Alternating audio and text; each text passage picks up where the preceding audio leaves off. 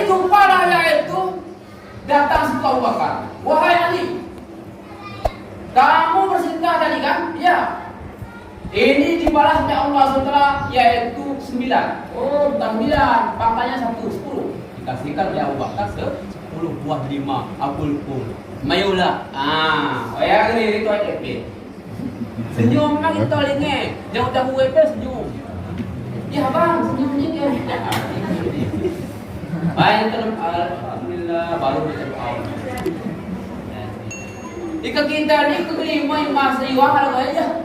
Punah ni ke bangsa di rumah. Bila aku saya dah keluar juta betul. Ngan tak masih ingin pulang juta.